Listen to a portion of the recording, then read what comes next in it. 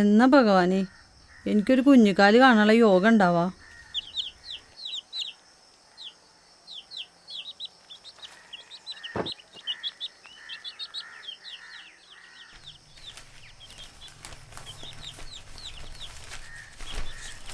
രണ്ട് വർഷമായി കല്യാണം കഴിഞ്ഞിട്ട് ഇതുവരെ യാതൊരു സൂചനയുമില്ല. ബന്ധുക്കളാണെങ്കിൽ ചോദിച്ചിട്ട് വയ്യ. ഇതുപോലൊരു മരുമോളെയാണല്ലോ എനിക്ക് കിട്ടിയത്. അതെങ്ങനെയാ? 24 മണിക്കൂറും കമ്പ്യൂട്ടറിലും ഫോണിലല്ലേ. ഇനി ഉണ്ടാവോന്ന് തന്നെ ആർക്കറിയാം. അമ്മയൊന്ന് പതുക്കെ, അവൾ കേട്ട സങ്കടാവില്ലേ? ഓ സങ്കടം, നീ അവളെ സങ്കടം കെട്ടിപ്പിടിച്ചിരുന്നോടാ. ഒരു പേരക്കുട്ടീനെ കൽപ്പിക്കാൻ പറ്റാത്ത സങ്കടം ഞാൻ ആരോടെ പറയാ. ഇന്നലെ ഞങ്ങൾ ചെക്കപ്പിന് പോയല്ലോ അമ്മ. അതിൻ്റെ റിസൾട്ട് ഇന്ന് കിട്ടും. അത് കഴിഞ്ഞിട്ട് പോരാ അവളെങ്ങനെ കുറ്റപ്പെടുത്തുന്നത്. പിന്നെ ഒരു PG ക്കാർ വീട്ടമ്മ മൊബൈൽ നോക്കുന്നല്ലേ അവൾ നോക്കുന്നുള്ളൂ. ഇന്ന് വൈകിട്ടാണ് ഡോക്ടർ അപ്പോയിൻമെൻറ്റ്. അവൾക്ക് കൂട്ടായിട്ട് അമ്മയുണ്ടാവണം.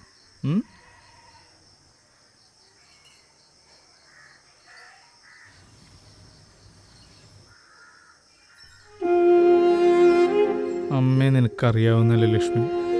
അമ്മ പറയുന്നതിലും കാര്യമില്ലേട്ടാ. അച്ഛൻ മരിച്ചാൽ പിന്നെ ഏട്ടനെ വളർത്തിയതല്ല അമ്മയല്ലേ. അതിന് അങ്ങനെയുള്ളൊരമ്മയ്ക്ക് മകൻ്റെ കുഞ്ഞിനെ ലാളിക്കാനുള്ള മോഹം അത്ര തെറ്റൊന്നുമല്ലല്ലോ. അപ്പോൾ അവ എത്ര ആഗ്രഹിച്ചിട്ടുണ്ടാവും ഒരു കുഞ്ഞിക്കാല് കാണാൻ. എനിക്ക് വിഷമമൊന്നുമില്ല. ഏട്ടൻ മറ്റൊരു വിധത്തെ കുറിച്ച് ചിന്തിക്കണം. അമ്മ പറയും പോലെ ഞാനൊരു ഒരൊറ്റ കീറ് വെച്ചെന്നാണ്ടല്ലോ. രാവിലെ തന്നെ കല്യാണാലോചന കൊണ്ട് വന്നേക്കുക, അതും സ്വന്തം ഭർത്താവിന്. കൊള്ളാം. നോക്ക്, ഇന്ന് ഹാഫ് ഡേ ലീവ് ഞാൻ പറഞ്ഞിട്ടുണ്ട്. ഞാൻ വരുമ്പോഴേക്കും ഹോസ്പിറ്റലിൽ പോകാൻ ഒരുങ്ങിയെന്നോണം.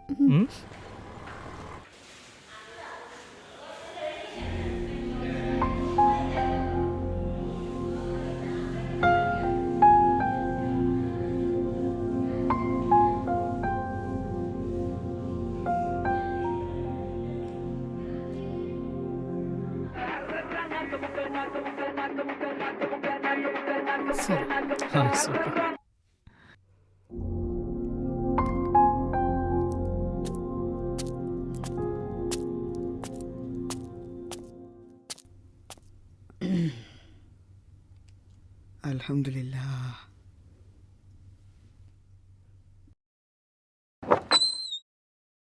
ലക്ഷ്മി മിഥുൻ,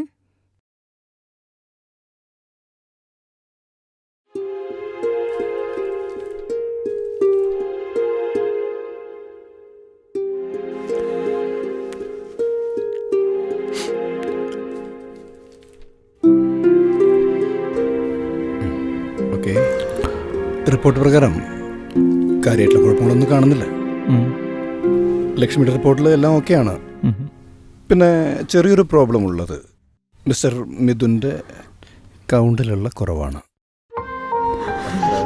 കോംപ്ലിക്കേറ്റഡ് ആയിട്ടുള്ള കുഴപ്പമൊന്നുമല്ല. നമുക്ക് ഞാനൊരു മെഡിസിൻ എഴുതുന്നുണ്ട്.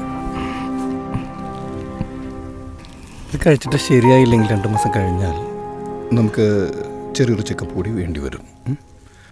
പിന്നെ അമ്മ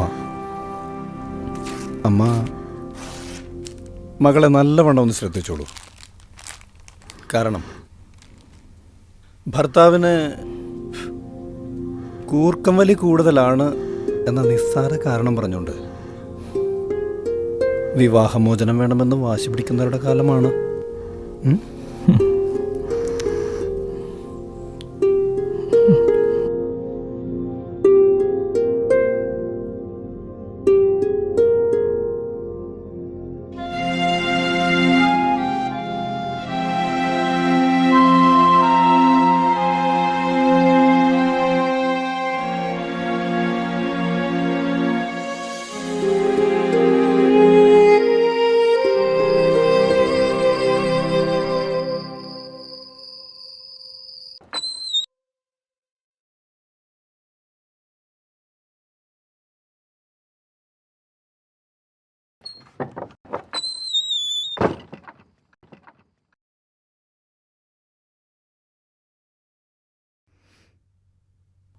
ഏട്ടൻ മരുന്ന് കഴിച്ചോ?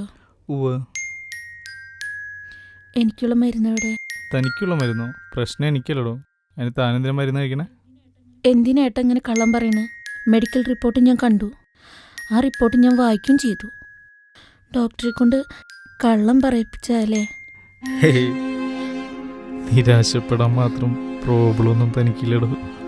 അദ്ദേഹം ഒരുപാട് കുടുംബങ്ങളെ രക്ഷിച്ചിട്ടുള്ള ആളാണ്. എന്തായാലും ആ വാക്ക് പാഴ്വാക്കാവില്ല. എന്നാലും ഞാൻ കാരണമാണല്ലോ ഏട്ടൻ മോശക്കാരനാവണതെന്ന് ആലോചിച്ചപ്പോൾ. ഈ ഒരു കാരണത്തിൻ്റെ പുറത്ത് ഇപ്പം നിന്നെ അമ്മേനൊന്നും ഒഴിവാക്കി എനിക്ക് പറ്റില്ല. മാത്രമല്ല ഇതൊന്നും ഇപ്പം അമ്മാരോടും പറയാനും പോണില്ല. ഇതുപോലത്തുള്ള കുറേ കള്ളങ്ങളൊക്കെ അല്ലടോ പല ബന്ധങ്ങളും നിലനിർത്തണേ.